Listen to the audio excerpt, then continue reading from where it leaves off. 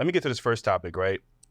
And since we got Nicole on the show, and I want to explain this because I did see your TikTok, the algorithm got to me somehow, and I know you do affirmations specifically for Black men, and I want to say I appreciate you doing that because when I seen it, it did make me feel some type of way because that was like the first time we talking on the show.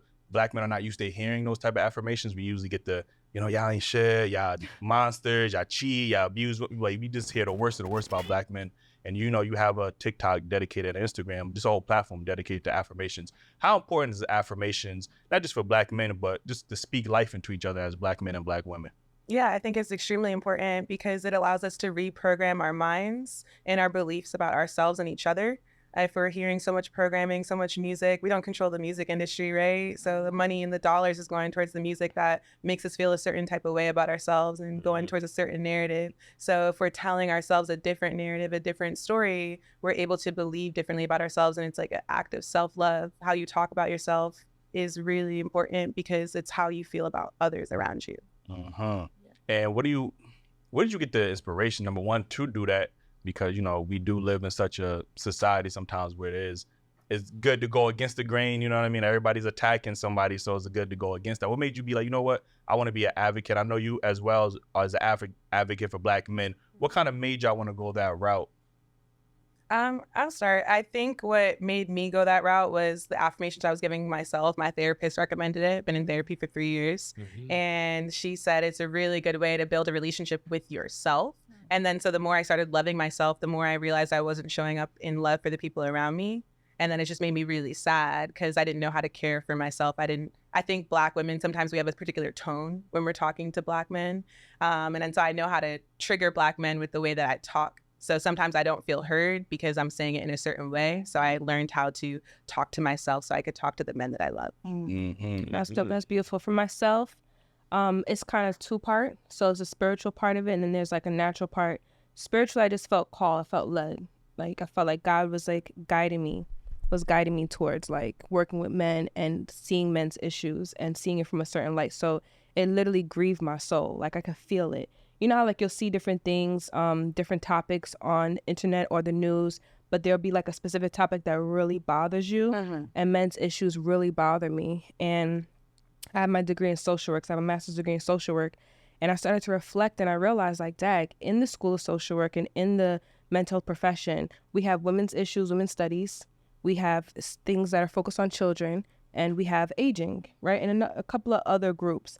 But there aren't any men's studies. And I understand why, right? I understand the impetus of why it has not existed up until maybe in the near future, because we live in a man's society and it seems like it's already been catered to men. So they're looking at those who are vulnerable and the marginalized. But now men are marginalized and now men are vulnerable.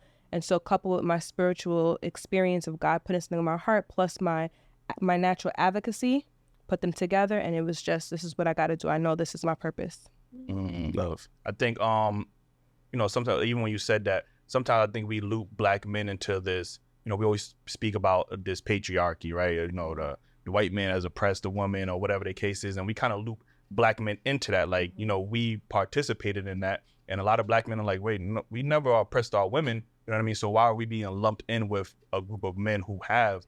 And, to that point, even when we talk about feminists or even Black feminists, they look at Black men through a lens of, white patriarchy. And then they just assume that, we have committed those atrocities. And I'm not saying Black men are perfect, but we do fall into that category sometimes, which kind of makes it hard to have these conversations with Black women because they, they want to feel like they have been oppressed or Black men are just the worst or whatever the case is. So you can see it being reflected into relationships. And I know you said you was also a relationship coach as well. Mm-hmm. So what made you want to get into that, I guess, that space? Because it's easy to pander to one demographic or the other, and it might be more success that way. But what made you be like, you know what? I want to focus on getting relationships back together. That's an excellent question. So I actually come from 15 years of an education background. My bachelor's degree is in education. I was a social studies teacher. And what I noticed is that the students who were struggling the most were the ones that were coming from single households, where they were either living with only their mom most times, sometimes a single dad.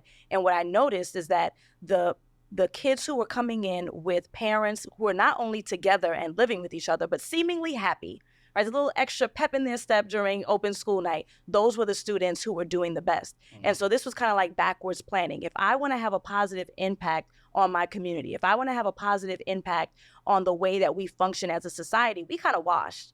Like you in your 30s, you in your 40s, like we're kind of done. The work that needs to be done now is changing the way that, no offense, it's changing the way that our children are brought up. So how do we do that? If I can impart on the youth, right, 20s, 30s, 40s, who are starting their romantic lives and kind of change the way that they function romantically, then that means I'm going to be changing the children that come from those relationships. Changing the children that come from those relationships will then have the biggest impact on society.